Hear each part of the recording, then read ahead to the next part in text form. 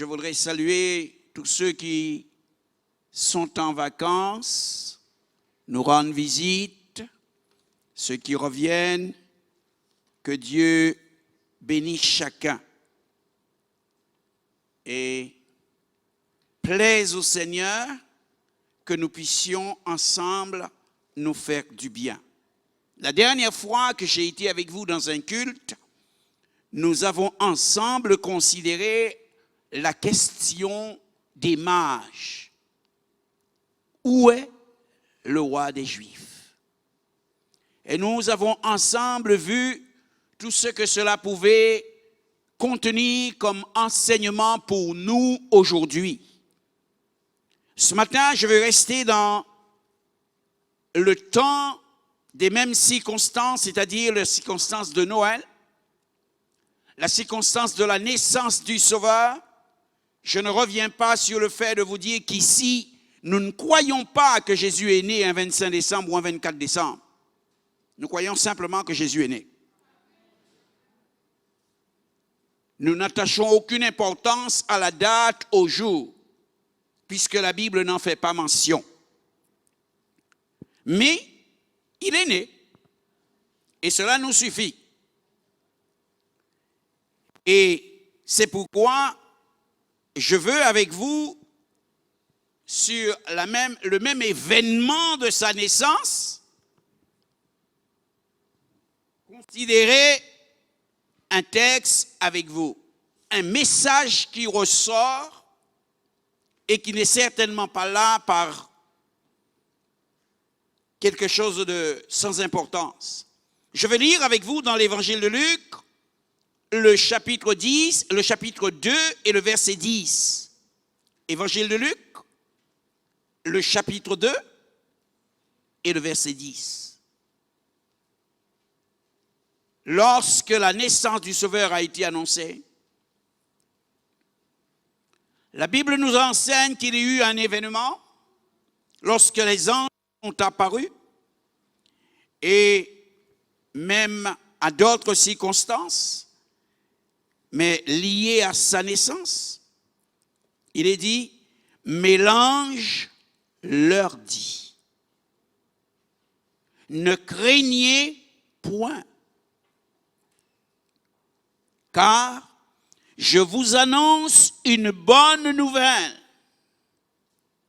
qui sera pour tout le peuple le sujet d'une grande joie. Amen.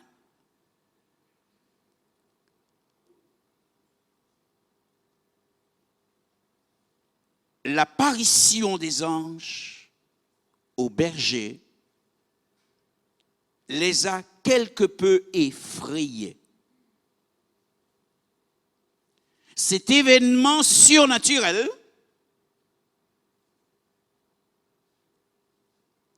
les dépassait et ils ont comme été effrayés. Alors, l'ange qui était venu apporter la nouvelle leur dit, ne craignez point. Et c'est sur cette parole que je veux m'arrêter avec vous ce matin. En un mot, n'ayez pas peur. Ne craignez point. Cette même parole est annoncée à nouveau par des anges, sera dite dans d'autres circonstances. Matthieu, le chapitre 28 et le verset 5. Matthieu, le chapitre 28 et le verset 5.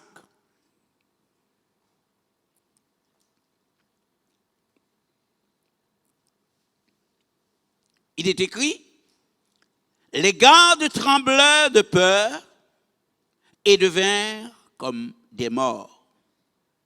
Mais l'ange prit la parole et dit aux femmes, pour vous, ne craignez pas, car je sais que vous cherchez Jésus qui a été crucifié. À la résurrection de Jésus, Alors qu'il y avait donc des gardes, des soldats qui gardaient les lieux, lorsque les choses se sont manifestées envers chacun,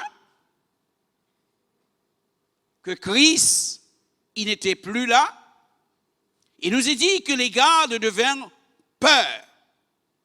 Ils tremblèrent, ils étaient effrayés et devinrent comme morts, pétrifiés. Mais les femmes qui étaient là, à ces femmes-là, l'ange dit, pour vous, ne craignez pas. Et je crois que je pourrais dire cela à tous ceux qui ce matin cherchent le Seigneur. Parce que l'ange leur dit, je sais qui est-ce que vous cherchez. Vous cherchez Jésus. Alors, parce que c'est lui que vous cherchez, ne craignez pas.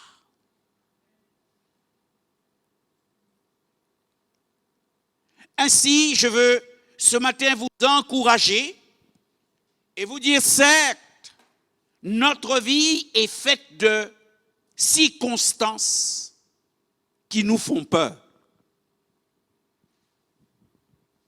Notre vie est faite d'événements et d'événements qui nous plongent quelquefois dans une sorte de situation, on est comme pétrifié. Mais le message de Dieu, pour ceux qui le cherchent, le message de Dieu, pour tous ceux qui veulent croire en lui, reste un message pour aujourd'hui. Ne craignez point. N'ayez pas peur. N'ayez pas peur. Je veux bien que vous puissiez entendre et m'entendre vous dire, au nom du Seigneur, n'ayez pas peur. Ou je pourrais encore vous le redire, cessez d'avoir peur.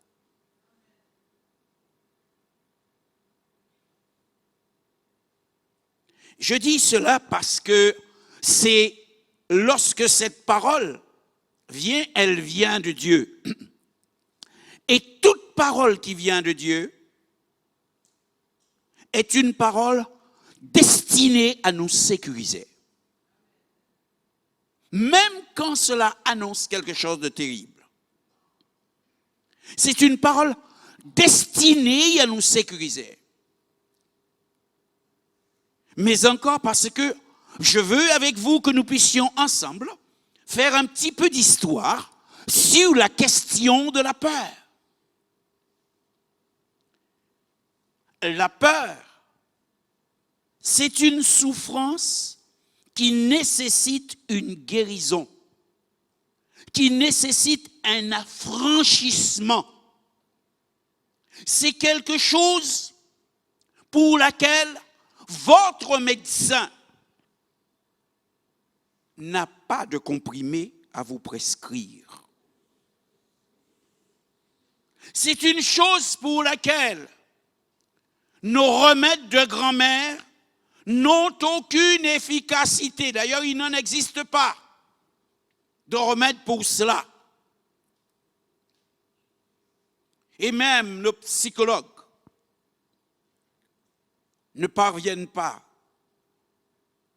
à nous guérir de la peur, surtout lorsque celle-ci est plus que fonctionnelle, mais devient structurelle dans notre vie, devient une pathologie avec laquelle on se dit il faut vivre avec ça. Écoutez-moi bien.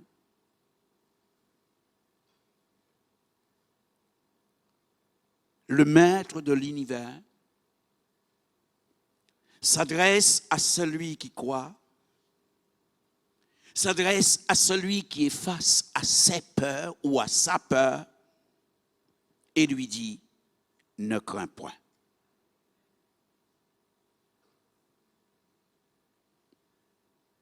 Ne crains point. Lorsque nous regardons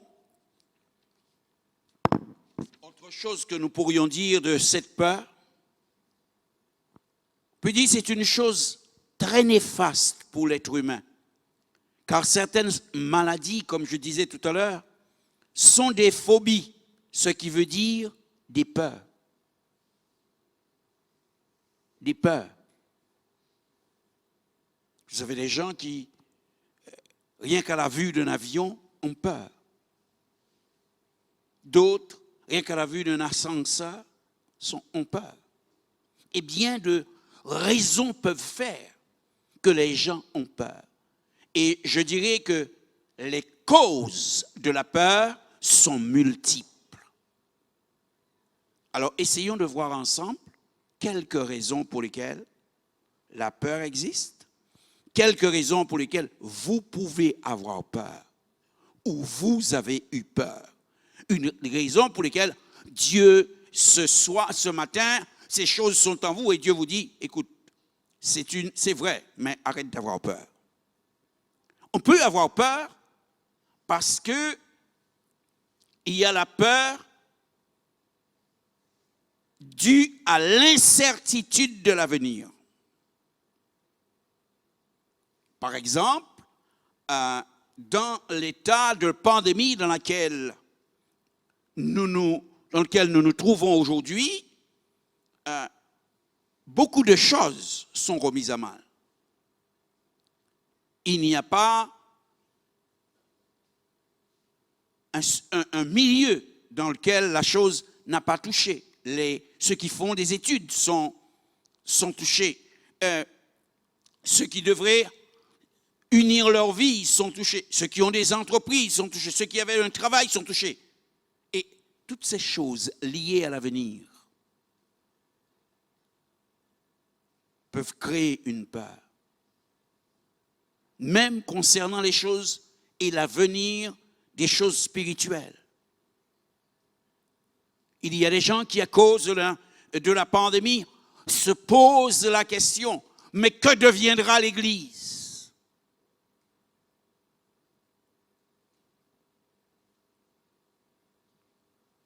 Je ne sais pas ce que sera l'économie du monde demain. Je ne sais pas comment sera faite l'histoire de l'Europe, de la société, de la Guadeloupe et du monde demain. Mais concernant l'Église, je sais et je peux affirmer que le Seigneur a déclaré, les portes du séjour des morts ne prévaudront point contre mon Église. Ce qui veut dire que l'Église traversera tous les temps et elle la traversera en vainqueur. Elle entrera en étant victorieuse, elle traversera, elle sera bousculée, elle en sortira et elle sera victorieuse. Et c'est pourquoi ce matin, j'ai envie de te dire, à cause de cela, n'aie pas peur pour les lendemains.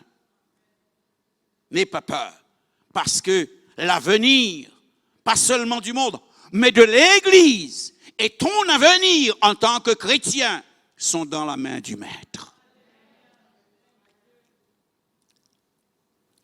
Il y a également la peur liée aux dangers qui nous environnent.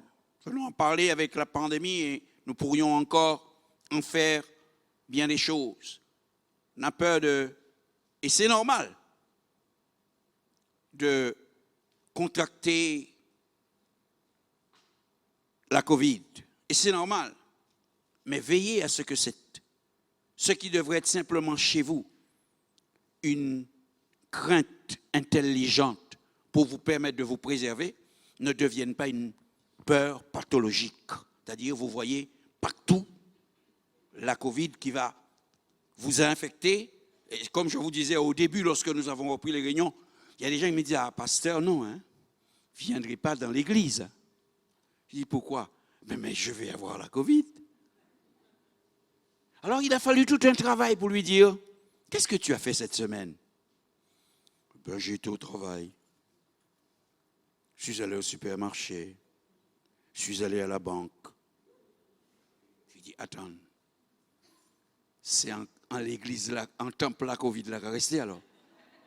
Il parle les autres côtés, c'est qu'il a y est. Voyez-vous, des fois, c'est donc des choses que nous avons besoin de bien comprendre. La peur liée aux inquiétudes de la vie, le côté matériel. Vous savez, en cette période, et pardonnez-moi si ce matin, chaque fois, je peux rebondir sur la question de la Covid, parce que j'ai dit ça touchait à tout, la question matérielle. Quand votre emploi n'est pas sûr et quand vous avez une maison à payer, vous avez des dettes, vous avez une voiture, vous avez des choses, oui, ça fait peur. Vous avez des enfants en bas âge et vous voyez l'économie en train de s'effondrer, oui, ça fait peur. Mais celui qui a ta vie entre ses mains te dit ce matin, ne crains pas. Ne crains pas. Et c'est à toi qu'il s'adresse. Ne crains pas. Il y a les peurs affectives en relation avec la santé ou autre. Il y a la peur de manquer. Même il y a la peur des autres. Il y a la peur du regard des autres. Comment on va me regarder? Bien aimé, des fois, moi en tant que pasteur, j'encourage certaines personnes à viens au temple, reviens au temple. Et quand les gens parviennent à se libérer avec moi, ça se voit, ils me disent, oui, mais comment on va me regarder, pasteur? Et quand on a peur du regard des autres, on peut s'enfermer soi-même. Mais pas parce que les autres sont mauvais, mais simplement parce que nous croyons qu'ils sont mauvais et qu'ils vont nous faire du tort. On peut avoir la peur de soi, on peut avoir la peur de l'échec, la peur du rejet, la peur de ne plus être aimé. Et cette peur-là, également, fait beaucoup de dégâts. Parce que plus vous avez peur qu'on ne vous aime pas, de ne pas être aimé, plus vous faites des bêtises à ceux qui vous aiment et qui font à la fin, vous vous éloignez d'eux ou ils s'éloignent de vous. Vous voudriez être aimé, mais votre peur vous conditionne à un tel point que vous faites des bêtises. La peur de ne pas être apprécié. Ou encore la peur de la mort. La peur de la mort. Vous savez, c'est terrible quand on a peur de la mort. Une infirmière disait, pour avoir vu mourir quelqu'un, un incroyant qui avait peur de mourir et qui se cramponnait à ses draps, disant, mais je ne veux pas partir. Non, je ne veux pas partir. Et cette personne était dans une souffrance, s'était créée une souffrance telle que choquée, l'infirmière dit, je ne veux plus jamais regarder quelqu'un mourir ou accompagner quelqu'un qui meurt. La peur de la mort. Nous pouvons avoir peur de nous-mêmes, de ce que nous pouvons faire dû à notre caractère. La peur, j'ai dit que c'est une chose à combattre parce que pour la première fois que la peur a été reconnue, cela s'est passé dans le livre de la Genèse, au chapitre 3 et le verset 10, où il est écrit, il répondit, j'ai entendu ta voix dans le jardin, et j'ai eu peur parce que je suis nu, je me suis donc caché. La première fois que l'homme exprime la peur, ça a été, hélas, dans le jardin d'Éden, hélas, face à Dieu. Il faut bien comprendre cela. Tant que l'être humain était resté dans l'innocence, il ne connaissait pas la peur. La peur n'avait aucun impact sur lui.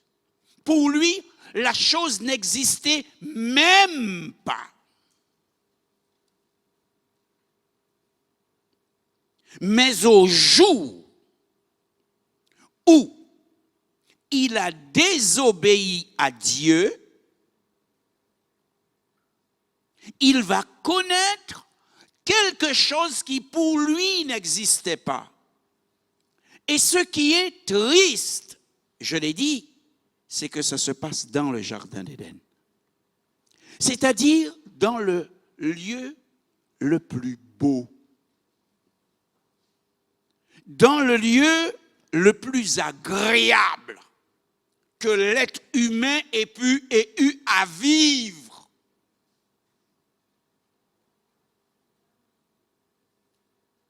Là, quelque chose viendra comme tout déranger, comme l'empêchant de jouir de cet environnement, de ce lieu que Dieu lui avait préparé.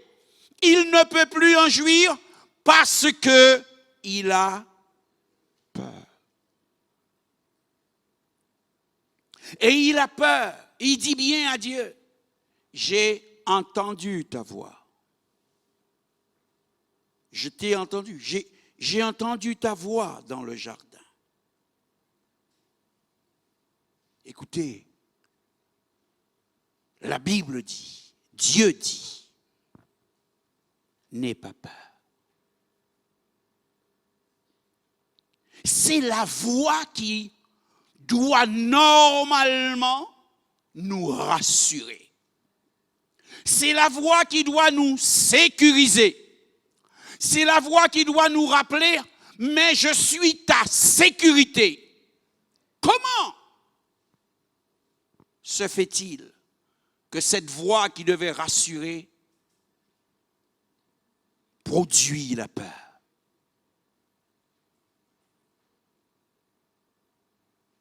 Simplement parce que l'homme redoute quelque chose, parce qu'il est dans la désobéissance. Frères et sœurs, ça nous emmène à dire,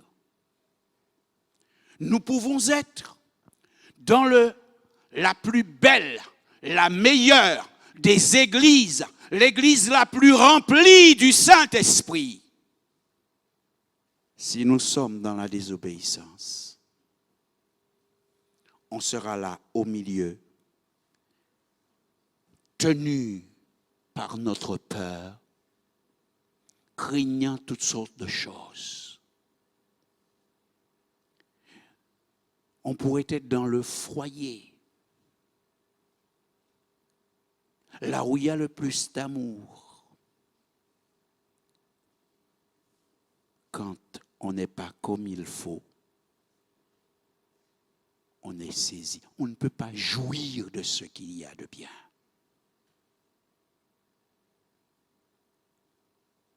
La peur va jusqu'à nous faire regretter la présence de Dieu. Car Adam, avant que Dieu n'arrive, il était pour lui plus ou moins tranquille. Mais Dieu arrivant, voici les choses changent. j'ai entendu ta voix, j'ai eu peur. À l'heure où j'ai entendu ta voix, j'ai eu peur. Cette voix qui devait rassurer. C'est pourquoi ce jour, je ne connais pas quelle est ta situation, mais le Seigneur te dit, ne crains pas. N'aie pas peur. Si la voix de Dieu, si la présence de Dieu crée la peur chez toi, alors il y a quelque chose de fondamental à régler et à régler tout de suite. Mais tout de suite.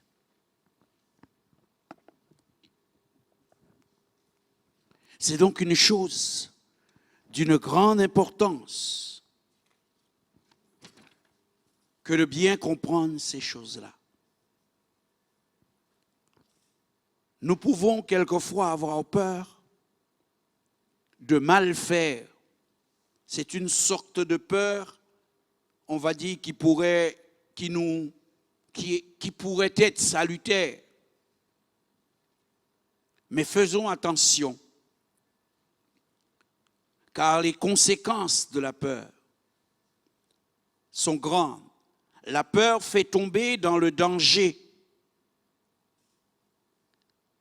Et la peur nous conduit toujours à ce qui est destructrice et négatif. Certains comportements, la peur, certaines personnes fuient parce qu'elles ont peur. Elles fuient. Elles vont fuir une confrontation. Elles vont fuir un dialogue, le moment de pouvoir se parler et de mettre carte sur table, comme on dit. Elles vont fuir tout le temps. Donc, ce sont des gens qui sont dans la fuite continuellement. Mais vous ne pouvez pas passer votre vie à fuir. Parce que vous finissez par vous fuir vous-même. Et comme on ne peut pas se fuir soi-même, on devient ridicule dans le comportement.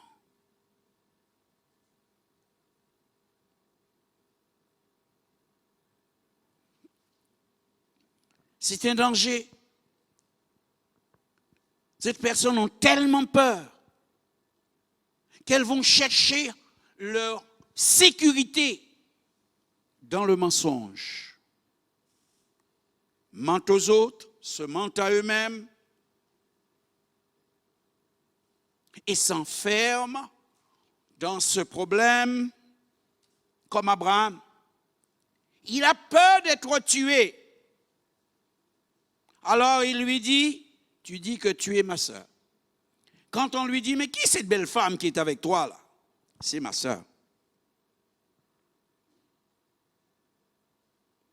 Alors le roi Abimelech envoie ses serviteurs dire à la femme, viens parce que tu plais au roi.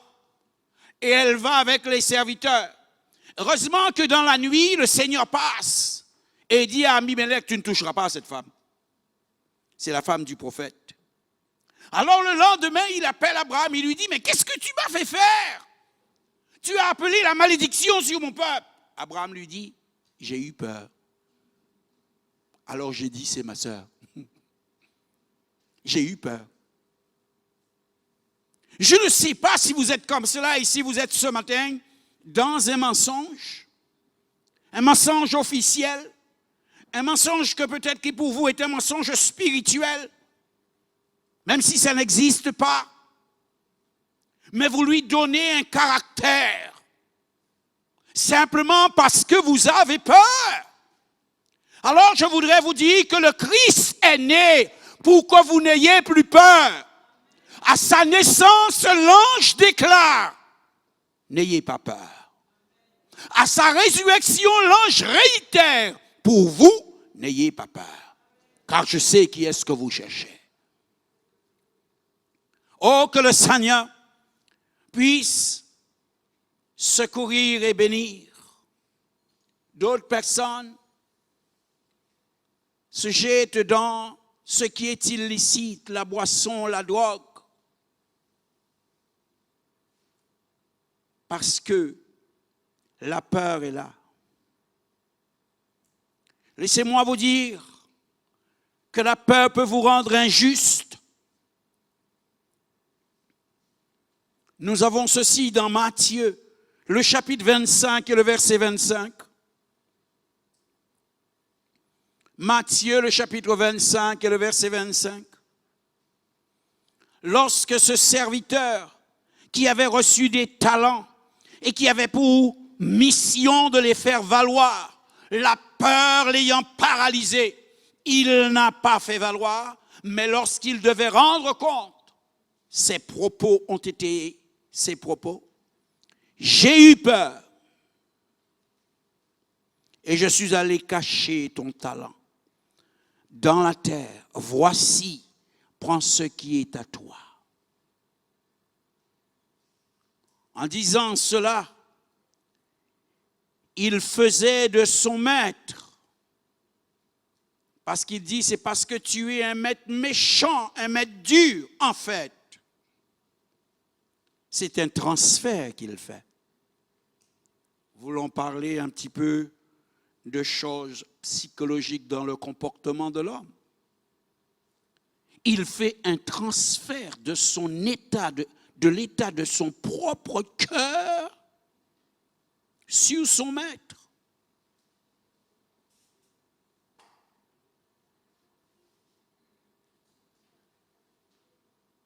Et il va accuser le maître. Et le maître dira, méchant.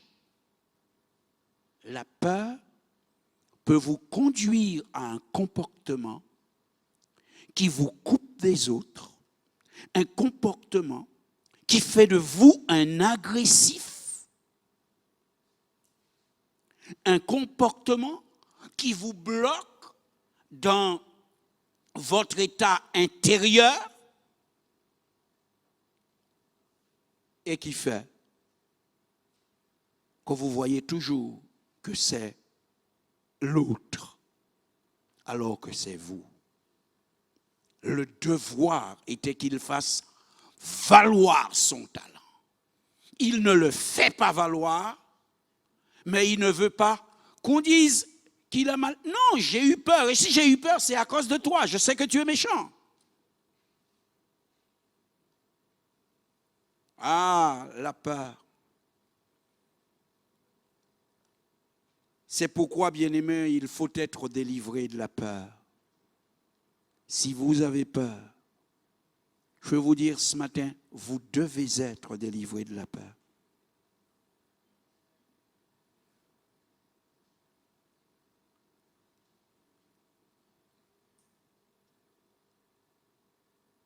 C'est le remède, c'est une foi authentique dans le fait que Jésus lui-même non seulement est mort à la croix, mais il a vaincu la peur. Parce que lui aussi, il a affronté la peur. Et la peur aurait pu faire qu'il n'aille pas jusqu'au bout à la croix. Aurait pu faire qu'il n'accepta pas de mourir sur la croix. Parce qu'il y avait la signification d'une telle mort, de l'ignominie. Il passait pour un imposteur, il passait pour ce qu'il n'était pas. En plus de l'injure qui lui était faite, de mourir comme il est mort. Mais la Bible dit, il a affronté ces choses. Il les a surmontées, il les a vaincus. Et ça, il l'a fait par amour, pour que toi et moi, nous n'ayons pas à avoir peur et que nous ne soyons pas retenus, prisonniers de la peur. C'est pourquoi tu peux vaincre ta peur. Parce que Christ a déjà vaincu pour toi. Deuxième chose, c'est de comprendre que la solution, elle est dans la paix. Quand on a peur, ce dont on a besoin, c'est la paix de Dieu en nous. La paix. La paix. Quand on a la paix de Dieu, les dangers ne sont pas effacés. Seulement, on les regarde comme il faut les regarder et on laisse Dieu s'en occuper. Nous faisons notre part et nous laissons Dieu faire sa part.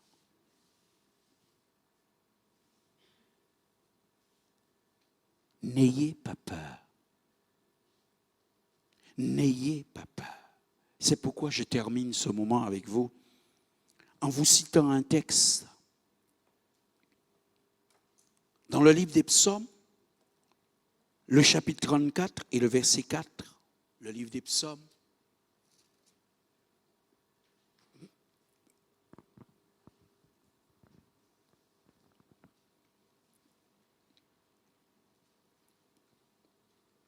Le livre des Psaumes, chapitre 34 et le verset 4.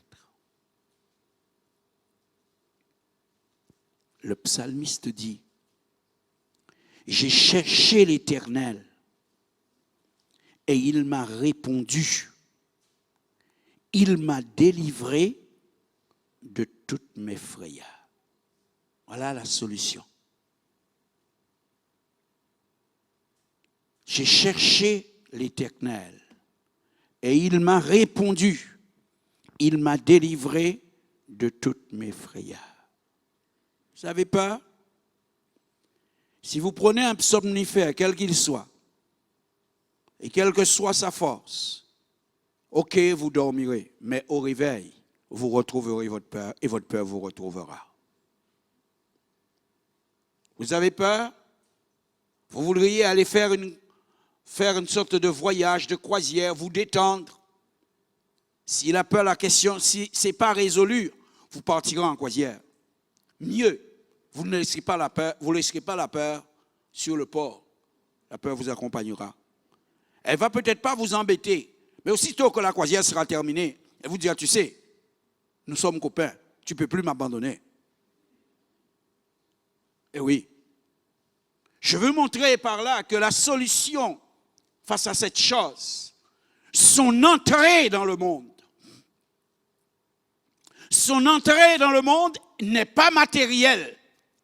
Son entrée dans le monde est spirituelle. Et sa solution est spirituelle. Sa sortie dans votre vie, sa sortie dans votre cœur doit être aussi spirituelle. J'ai cherché l'Éternel. Il m'a répondu et il m'a délivré de toutes mes frayeurs. Le seul médecin contre la peur, c'est Dieu. Le seul psychologue, c'est Dieu. Contre la peur, c'est Dieu. Que le Seigneur vous bénisse. Et puissiez-vous ce matin entendre, puissiez-vous ce matin recevoir cette parole. N'ayez pas peur. N'ayez plus peur. Que la paix et la grâce du Seigneur soient votre partage.